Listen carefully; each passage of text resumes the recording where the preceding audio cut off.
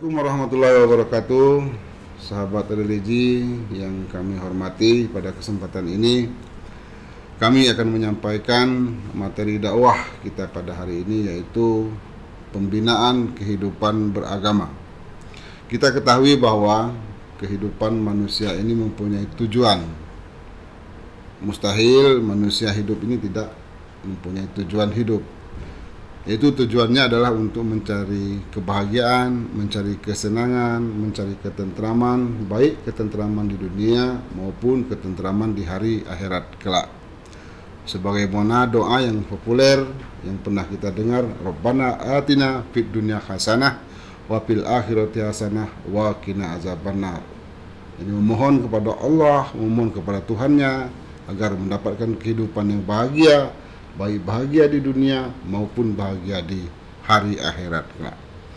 Nah, untuk mewujudkan kebahagiaan, kedua kebahagiaan tersebut tentu tidaklah datang begitu saja, tidaklah serta-merta kebahagiaan itu akan diraih atau didapatkan, melainkan ada beberapa upaya-upaya, ada beberapa usaha-usaha yang harus kita lakukan demi mewujudkan tujuan hidup tersebut.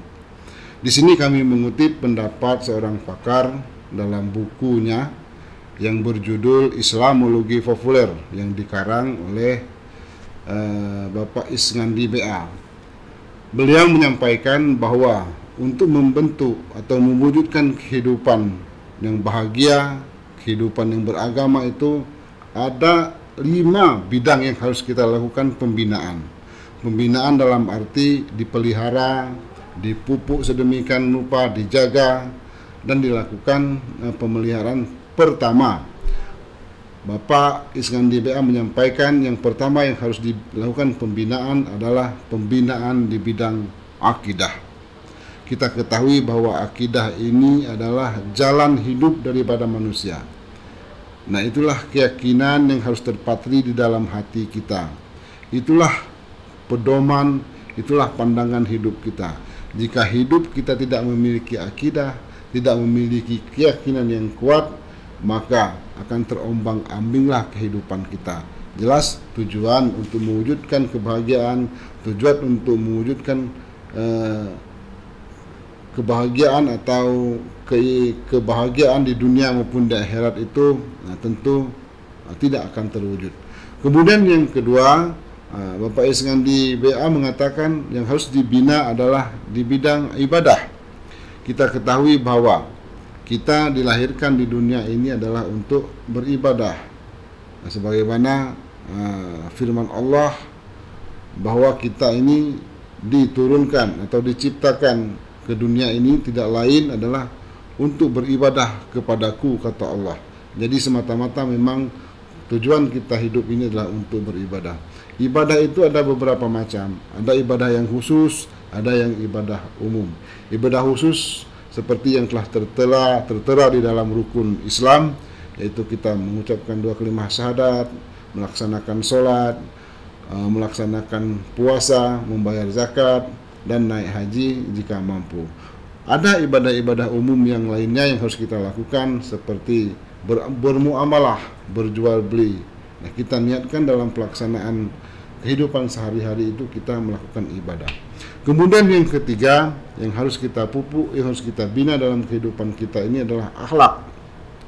Akhlak ini sangat menentukan sekali untuk kelangsungan kehidupan kita. Sebab ciri-ciri kita melaksanakan agama itu adalah dicirikan dengan akhlak. Bahkan tugas daripada Rasulullah diciptakan, diturunkan ke permukaan bumi ini adalah untuk menyempurnakan akhlak. Innama bu'istu liutammima makarimal akhlak. Jadi sesungguhnya Rasul itu tidak lain tujuannya diutus ke permukaan bumi ini adalah untuk menyempurnakan akhlak manusia itu.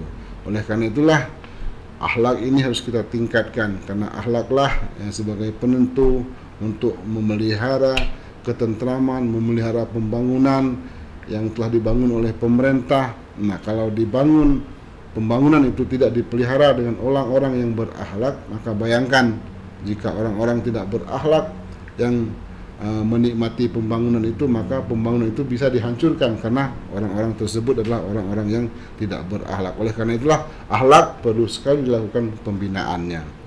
Kemudian yang keempat, pembinaan yang tidak kalah pentingnya yang harus kita lakukan pembinaannya adalah pembinaan keluarga. Mengapa keluarga harus dibina? Sebab keluarga ini adalah merupakan masyarakat kecil, terdiri dari kelompok-kelompok masyarakat yang kecil yang mendiami sebuah rumah tangga. Setelah berkelompok, maka dia akan menjadi sebuah perkampungan, maka akan menjadi sebuah masyarakat. Masyarakat itu adalah masyarakat yang bernegara, bernusa, dan berbangsa.